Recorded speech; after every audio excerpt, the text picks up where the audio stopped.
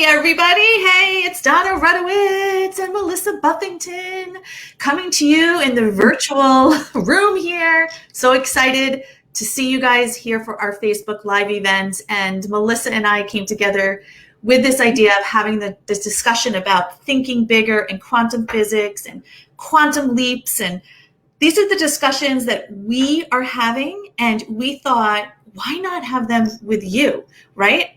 Why just keep it to ourselves? So for those of you who know me or maybe don't know me exactly, I am Dona Rutowicz, and I am a relationship coach as well as a therapist. I am the best of the world at helping amazing, accomplished women regain their brilliance and attract true love that lasts. So Melissa, I'm going to leave it to you to do your introduction, and then we could just get right into it. Yeah, absolutely. So Dona is incredible, everyone. And I too... You're going to make me blush. I too have a license as a mental health counselor and used to have a brick and mortar psychotherapy practice, but I've now for years been running an online business. I'm a holistic business coach, and I help successful family business owners to expand and evolve their businesses so that they can stand as leaders in recreating our world and the new paradigms that we're stepping into that really align with where we want to take humanity. And absolutely love what I do. Dona and I have known each other for years, and I'm thrilled to be here with you guys talking about, success and mindset and, quantum leaps and all of this work. All that stuff that, it's because it's interesting because we talk about it so much. And there's so much, what I would say, do you feel as there's an awakening around this, Melissa?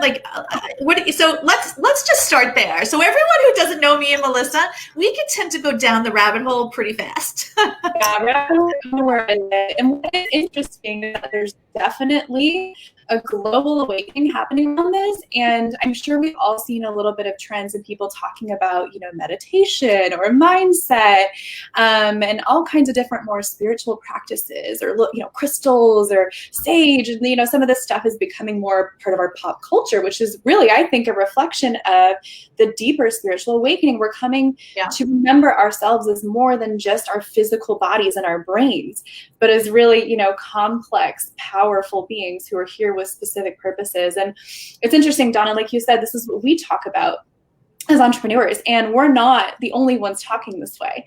Sometimes I find myself, when we're in a call, either as coaches, working with entrepreneurs, or as clients with other entrepreneurs, these are the things that we're talking about. We're talking about our energetic field, and we're talking about creating from our highest timeline and possibility. And we're talking about alignment with our soul and living from your heart and what that really looks like. So yeah, I'm really happy to be able to share these kinds of conversations publicly with people. And I think it has to be public in a sense, because no one ever taught me, right? No one ever taught me how to think any different than what I would call the societal traditional thinking, which is you go to school, you work really hard at school, you get a job, you work really hard at that job, and it's the amount of work and effort you put in is what's going to create your life.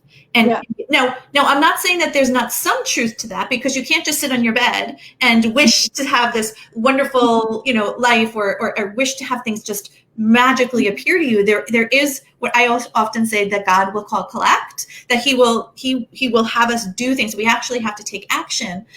But as I began my journey, when I was divorced, over about, I can't believe it's 12 or 13 years ago, that was at the time in my life where I was at the lowest point I could probably say I ever was.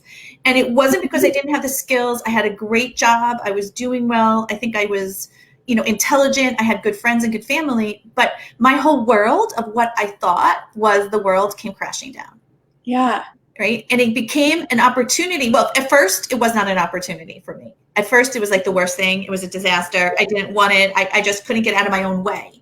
Yeah. And then, slowly I began, it did become the opportunity because I began to see things differently and step out into a new realm of just different types of people who began to teach me different things. And I guess that's where I began my spiritual journey, is the opening of, hey, did you ever think about it this way? And hey, did you ever see it this way? And now it's not woo-woo. So, you and I are big followers of Joe Dispenza.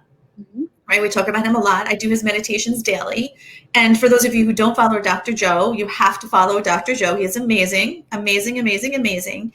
But one of the things that I find to be so fascinating is in years past, if we would have a conversation about creation and about thinking bigger and about not actually doing the efforting of doing the work, but identifying what you want and then allowing the universe to fill in the gaps to bring it to you, we would have been thrown out of the room. We would have been taught, people would think you're crazy. What the hell are you talking about?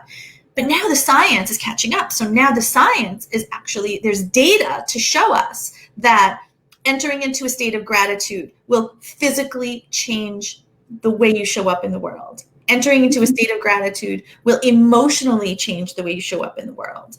Meditating has been shown all across the world to help people reduce their stress, reduce their anxiety, and get, instead of going on a point of craziness, they actually get their life back.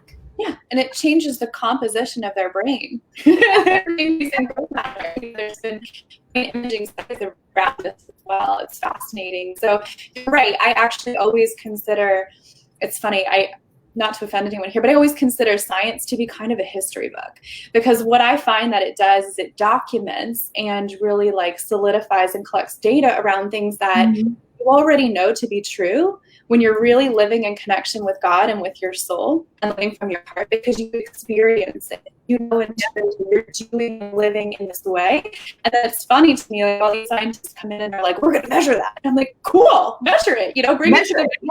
Yes, let's measure. Yeah. That's history, right? Yeah. To go back on what you said about your divorce, initially feeling like it was something that really happened to you. Like it was the worst thing in the world because it was such a big part of your identity, your expectation for the future, your sense of security, all of that was built around this. But what's so interesting is a lot of people's, spiritual awakening, or a lot of people's kind of awakening into what it really is to be human and how to live fully utilizing, your intuition and your full nervous system and your energetic field and what you do. A lot of times it is the collapse of something that you had built, like an illusion of who you are and what life means around. And it can be really painful. It can be really challenging. And I think this is what a lot of people are experiencing throughout this time, right? There's like this illusion of safety, or illusion that we can just count on our government or the medical officials, or, all these things are being questioned and challenged right now. People are really lost and confused. But if we can move into, like what you said, gratitude for what's happening, and just start with the belief that everything is happening for us and that this is all going in the right direction. Is that a core belief for you? Because that's a core belief for me. So my belief system is that things happen and the universe is here, and it's always for us, not against us. Yeah, that's one that I don't waver on. And if I didn't have that as like my guiding light at the center of my life, there would be so much more suffering in what I do, right? And like I think alongside that, gratitude becomes my baseline. Like that's where I live, that's where I default to. And that's not something that was there automatically for me. Certainly not.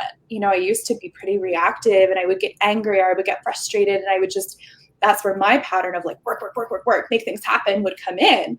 I would just channel all of that frustration into this like working hard, but it was really coming from a place of feeling like a victim, and the weight of the world was on my shoulders, and I had to do it all on my own.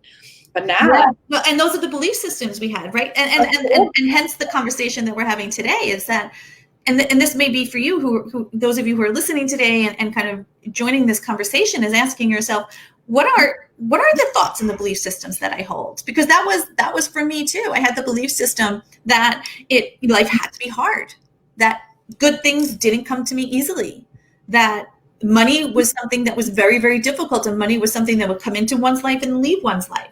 And not because it was the truth, it was just that's what was put down on me, right? And when I began to sort of question these things, and I began to say, wait a minute, actually good things can come my way without having to hustle and work that way, that I actually do have power over the direction of my life, that I'm not guided by my body telling me what to do. I'm not guided by my emotional mindset.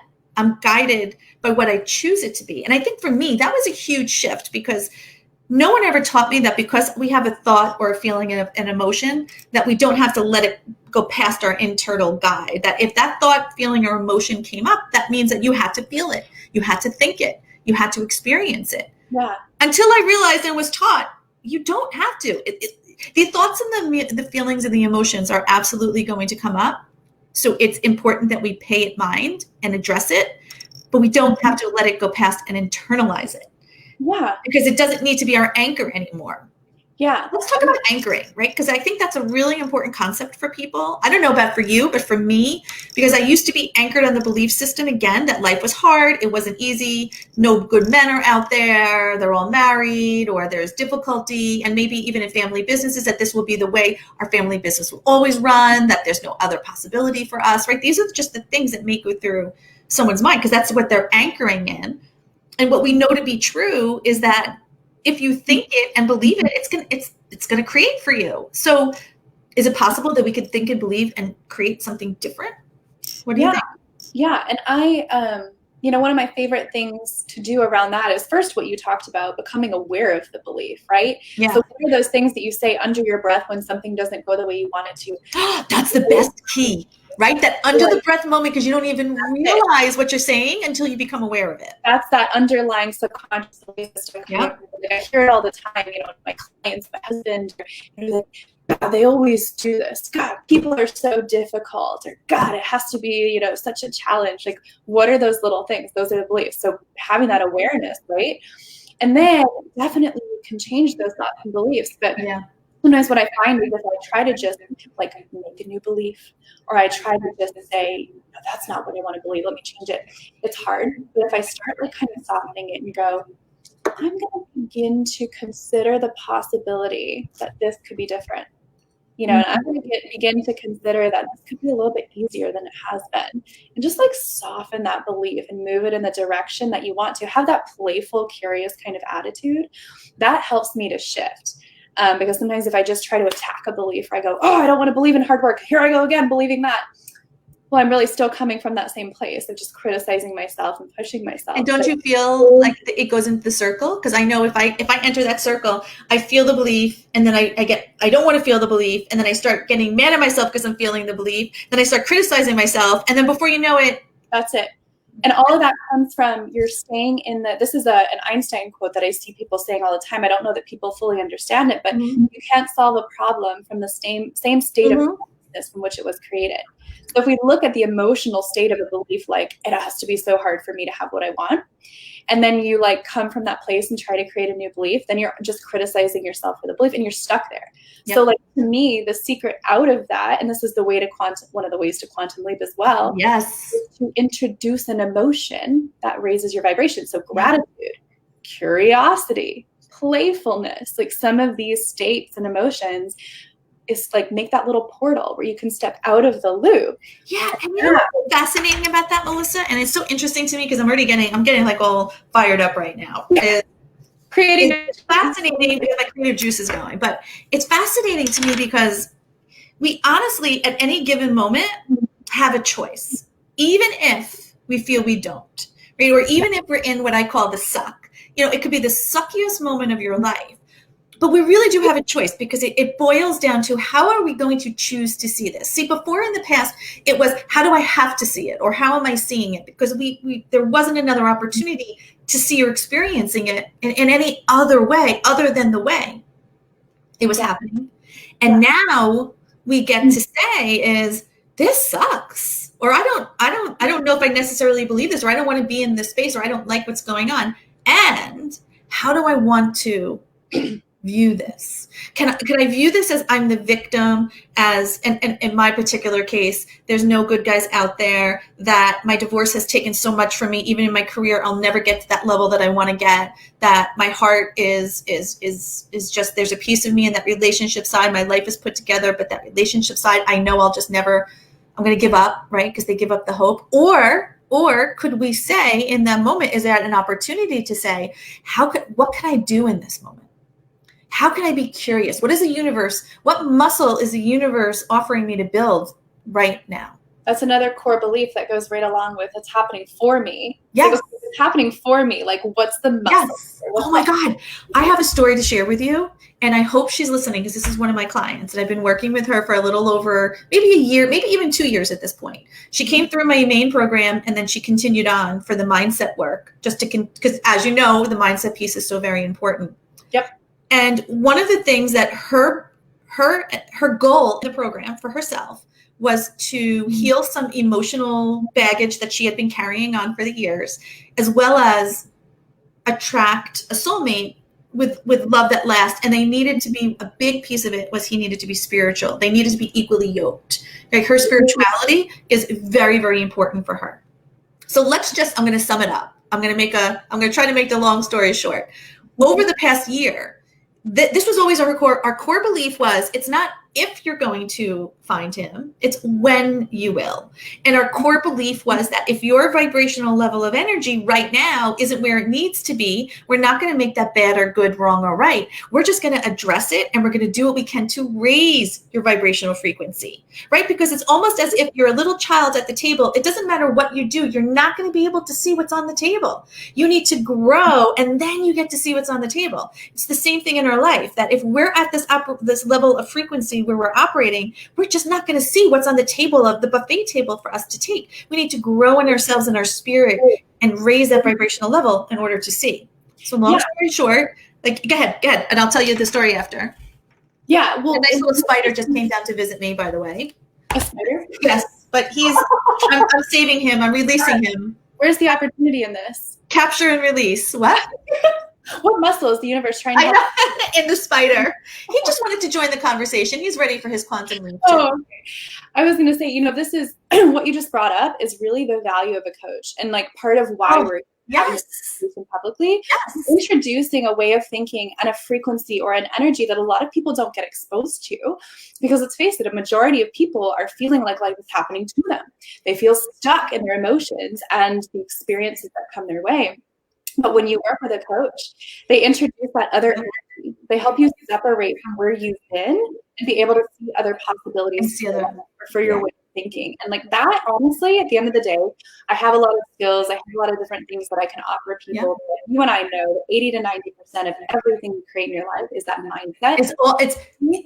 I would even at least 90, right? It's because but you're right. It all comes down to the mindset. Yeah. It was, if you believe you can, you will. And if you believe you won't, you won't. Yeah. It's honest. It's the same time frame that you're going to be thinking this thought, but it's amazing how you think one thing or the other. Yeah. And that's what I think my opinion.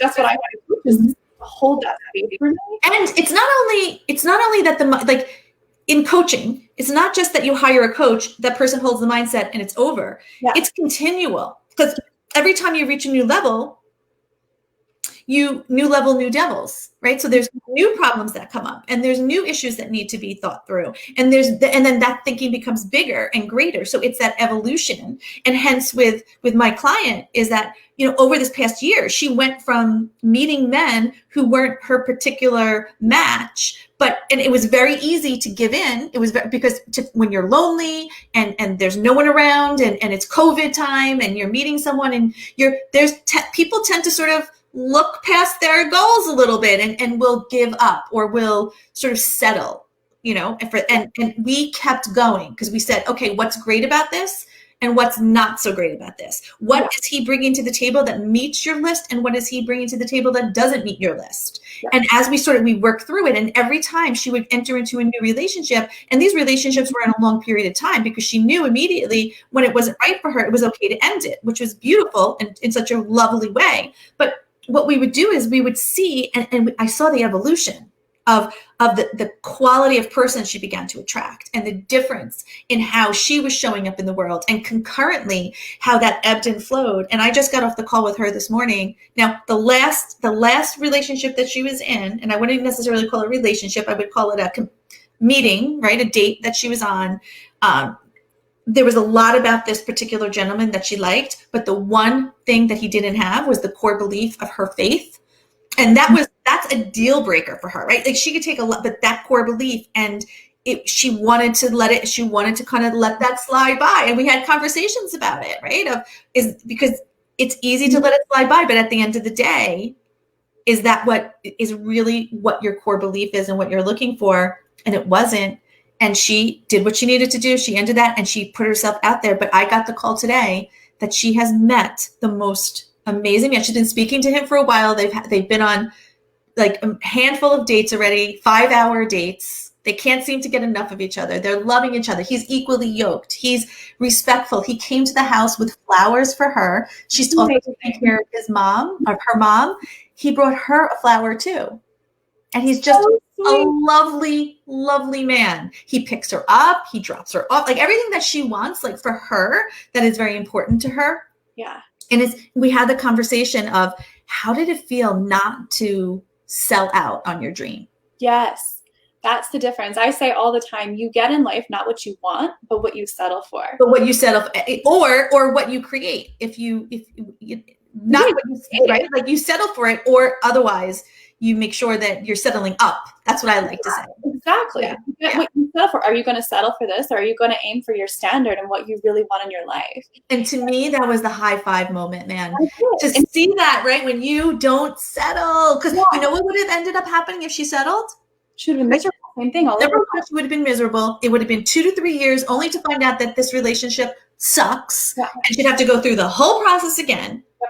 And this is what happens with us, is that, right before we get to our breakthrough, right before, 90% of people give up.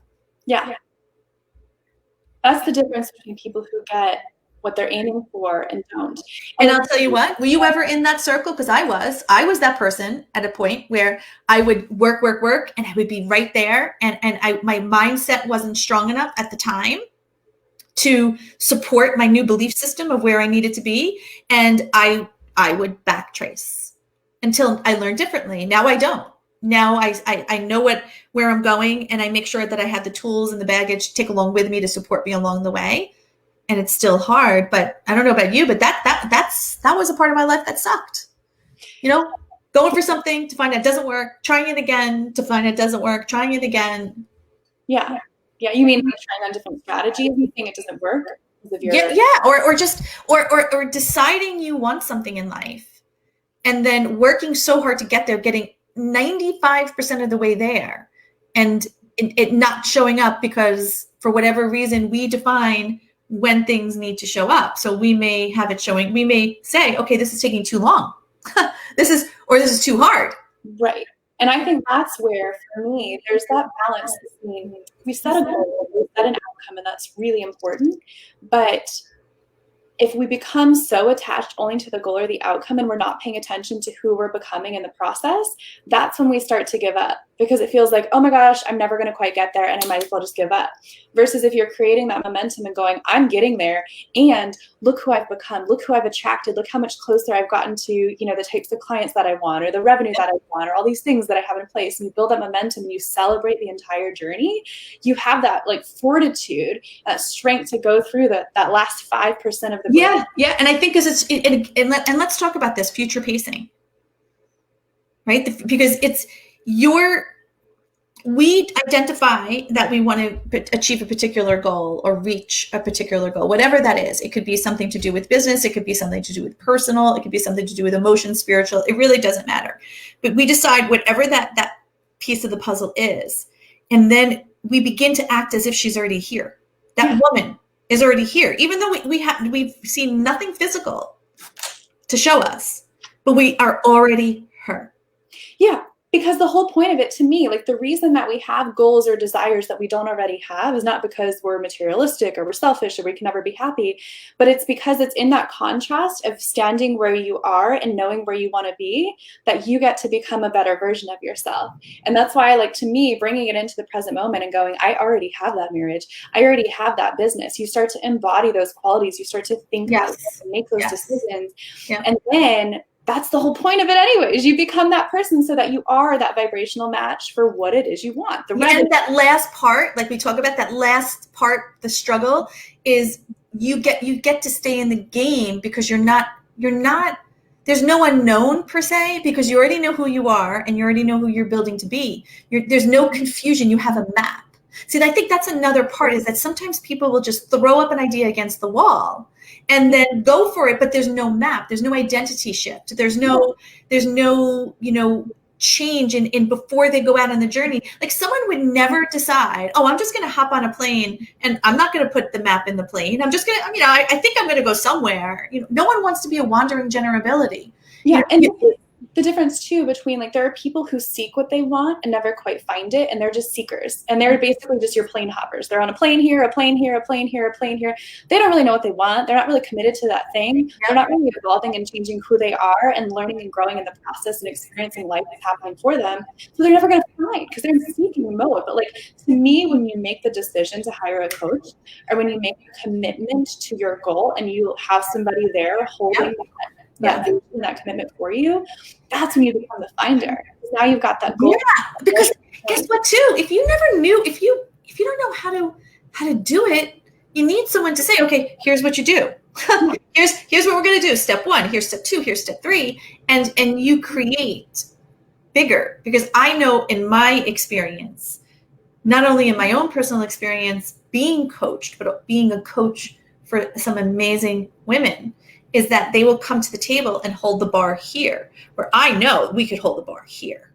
Yeah, absolutely. With no more effort, right? It's that ability for someone to be able to look down objectively and to set the bar higher. But that's I think the critical part about coaching is that there's no ambiguity in the sense. There's experience and there's shifts and there's needle changers along the way for sure. But there's no ambiguity. It's not if I will be successful or if it will happen. It's just when.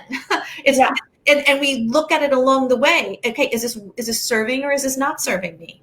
If it's not, get it out. We don't need it. If it is, let's keep doing it.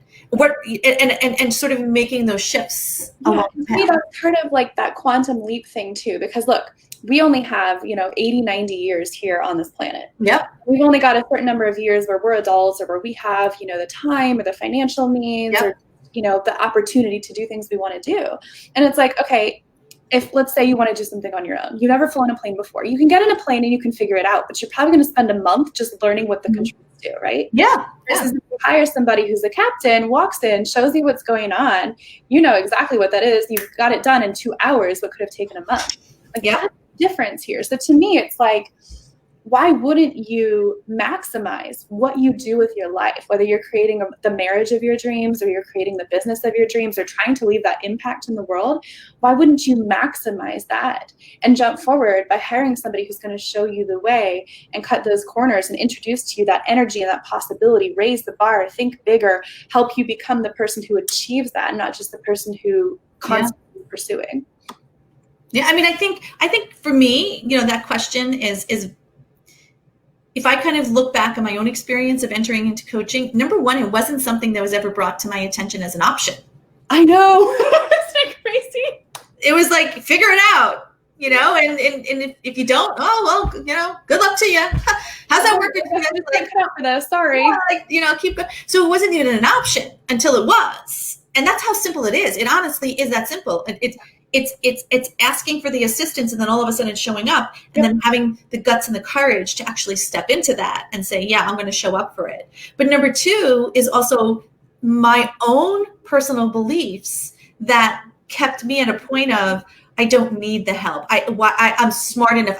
I should be able to figure this out on my own. Why do I need to do this? Like I could do, until I looked at my trajectory and my past, and I'm like, oh my God, I'm doing the same things over and over again. I can pretty much see where my life is leading me, because like you said, I'm using the same thinking to get out of the problems that got me in there in the first place. So the only thing that's happening is I'm sort of in the mud, just creating more mud. Right. Well, and the truth is, like, could I figure out how to fly a plane on my own? Probably. But I don't even know. Could we? Like, if you really think about it, that would be pretty cool if you were MacGyver, right? If you got up there, you had like crash a couple planes, you're gonna suffer along the way, you're probably gonna quit somewhere in there. So like, could I figure anything out myself? Probably. Is that what I want? And that's even saying if we get off the ground. right? We just need to be on the runway for the rest of our lives trying to figure out how to run the plane. Well, and that's where literally the only thing that we all have a limitation on is the time and the years that we have here. Yeah. And that's why I say, like, why would you not do something that's going to move you towards what you want? Exactly.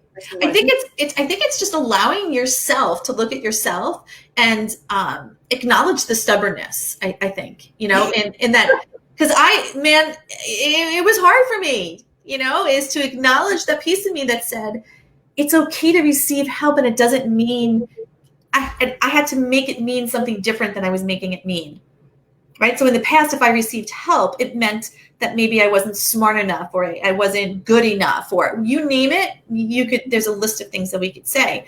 Versus, I started having a different perspective because I started thinking some of the most successful people in this world are surrounded by a team of people, coaches, therapists, nutritionists, spiritual people, you name it. And I started thinking, wow, if that's what most successful people in the world are doing, I don't need to reinvent the wheel. Why don't I just follow? If I want success, why don't I just follow what they're doing? And now I can look at coaching as something as part of my team, as something that is going to get me to my next level, that it actually elevates me. Well, and what's interesting too, it's like, this is something that I have a really strong passion and mission in the world about, is kind of redistributing wealth, but not in the sense people talk about it most of the time, but filtering it through our values about what really matters in life. Because the only thing that we always will have with us wherever we go, and it is what it is yourself. Yeah. Right. So we spend this much money on this car, this much money on this house, this much money on this vacation. Those things are all temporary. But when you are investing in yourself and who you become, and you get all the other things that you create along the way, right, opportunities, really, you get the bonus of the other stuff to come along. It's like a no-brainer. It's complete no-brainer. And this is one of those things that I think in society we have flipped so upside down and so inverted. And there are people out there who just want to continue to market, material things to you, or spend your money on this and you'll feel better. Spend your money on that, you'll feel better. And they try to. Some people, I've heard this kind of like stereotype against coaching, or this like, oh, everybody wants to be a coach, or, oh, what do you need a coach for? Yeah. And it's like, actually, this is the one investment that you can make in yourself that can really transform your life, and that you can take with you to the grave and beyond, because you can leave a legacy. For you, attracting the right partner, it's like, you now can raise your family and create a new model of a marriage for your children to be able to watch. Like, that's priceless. Because now you affect the trajectories and beyond. And I think we wouldn't have gotten together if we weren't in the same coaching realm. Yeah. We wouldn't have met. And I think that's where the evolution, just as I was talking about my client who, as she began the evolution of herself, she began attracting different men and attracting different people, all with the quality, as she was increasing her quality of life, her quality of beliefs, her quality of what's possible. Right. Then the universe responded in kind and began to bring her. And I think I will personally, I don't know about you, but these conversations are so important to me that I will never stop coaching. Being coached, but also being coached. Yes, it is. It's like this continual journey. It's such a big part of who I am, and it's really an amazing opportunity to be a coach and to receive coaching, because I get paid to do my own work, and I get paid to help people do their work, and I get paid to become a better person, to help people become better people. And then I can take some of that money and help myself become a better person so that I can offer that forward. It's like, that's an incredible cycle. What better career is there, in my opinion, right? I think we all have different purposes. Yeah. It's just it's such a gift. Yeah. All right, Ciccolina. Well, I know I have to go on to another call. I know you do too, but I mean, this conversation could just go on and on and on. Is there anything that you would like to just share with anybody who's watching today as it comes to thinking bigger, as it comes to quantum leaps? Because we talked a little bit about what I would call the quantum stumbles, never getting off that runway, is because we're trying to figure it out all on ourselves, versus the quantum leaps where things are really shifting in ways that we never would have been able to figure out on our own. So is there something that you'd like to share, or just a belief or an affirmation or something that you feel is important? Yeah, what I would say is that my life really changed the minute that I thought bigger and held a bigger vision for what was possible for my life. Yes. And instead of going, well, this is where I am, the next logical step would be Yes. here. I went, if anything were possible, what would I want my life to look like? And when I started kind of thinking that way and feeling that way, stuff started showing up and happening in my life like you wouldn't believe, Donna. Like this is where miracles become a part of life. So I would say to everyone, start from a blank slate. If anything were possible, what would you create your life? That's a really good point, right? If thinking from the point of anything were possible for my life, what would I create? What would it be? Like when you aim for something, you may not hit it the first time, but the higher you aim, the closer you're going to get to it. And so you have a much better odds of landing where you want to be. If you're just aiming for the next logical step, it could take 5 years trying to get there. Right. Here, you are just quantum forward into a whole new realm of possibility. Yep. And I would also add on to that, like what I would like to leave people with is, even if you don't have the belief in yourself yet, is to find the right person that matches with you, because that's where you get to borrow and hijack that energy and the belief system of the other person. Yeah. It's almost like a surrogacy, is that person is going to hold that belief for you of what's possible for your life, even if you can't see it. And when you're finally at the point where you're vibrationally ready to receive it and you begin to open your mind to see different things, then she could give that back to you and the surrogacy ends in a sense, and you have that power within yourself. But don't wait another day to do something, because that's the kiss of death. The kiss of death is tomorrow. I'll do it tomorrow. I'll do it tomorrow. I'll do it tomorrow. Because we don't know how many tomorrows we have. And then what ends up happening is the tomorrow, or I'll do it after the kids go to school, or I'll address this later, I'll dress it after Christmas or after Hanukkah, or I'll dress it this and that. It 20 years later, you end up in a completely different spot, and you look back and you say, where did 20 years go? Yeah. Because that's what happens. And it goes like that. So my sort of, I guess, guidance and love that I would send to everybody today is the time is now. There's no other time but now. That's the truth. And quantum leaps, Godspeed ahead, right? It's Godspeed ahead for both of us. Move forward and make things happen. Moving forward, getting, stepping into new versions of ourselves, because I will tell you, it's hard. Let me rephrase it. It's not necessarily hard. It's challenging, because I am committing to a different version of myself, and I'm committing to stepping up into the best life, not just a good life, but an exceptional life. And with that comes asking myself questions I never would have asked, and then challenging the beliefs that come up of what is the possibility of me achieving that? Because in the past it was, can I achieve it? Now it's, I'm achieving it. It's just, when is it gonna show up? But I have to show up courageous. I need to show up bold. I need to show up and through my fear and through the suck, and make sure that I'm surrounding myself with the people to join this journey with me and doing the work on myself. So I would encourage everybody to join us. Melissa and I are on this journey. Join us. Yes. And I haven't done it, but I love the challenge. I embrace the challenge. I live for the challenge. My clients are the same way. It's like, bring it. Challenges are like Tuesday to us. That's it. Yeah. It's just another challenge, Yeah. Yeah. All right, Chickalina. I will see you later. Have an amazing rest of the day. And for Melissa, what is your website so people can find you? Yeah, it's just melissabuffington.com. All right. So melissabuffington.com. Let me make sure I have this correct. Is that correct, Melissa? There you go. Good work, right. So for anybody who wants to see Melissa, you could see Melissa there. And for anybody who is interested in finding more out about me and what I do, that's my website, DonaRutowicz.com. Beautiful. Well, thank you for having me on here today. You're welcome. Thank you for coming and for taking some time to speak with us. And I'll see you on the other side. See you later. Talk soon.